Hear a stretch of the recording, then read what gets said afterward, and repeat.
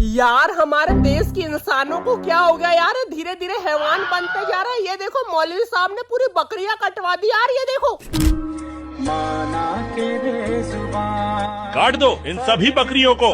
अगर ऐसा ही हाल रहा तो हमारे देश के मुसलमानों को आतंकवादी बनने में टाइम नहीं लगेगा साला। ऐसा नहीं कि पढ़े लिखे और आर्मी की ड्यूटी करे और पाकिस्तान से लड़े, बकरी काट दो बोले। मेरे पास है अब ये लो, अभी बकरा लॉलीपॉप बना नहीं है, अभी तेल में फ्राई हुआ नहीं है और ये मौलवी साहब का लड़का पहले ही पहुंच गया। कैसे दिन आ गए बहनचोद। इन बकरियों को मत मारो। नहीं बेटा, इनको मार के खाने में तो मजा ही आएगा। नहीं अब्बू, रहने दो ना प्लीज। तू छोटा हट जा। इनको काटने से पहले मुझे मारना पड़ेगा। इन बकरियों को छोड़ दो।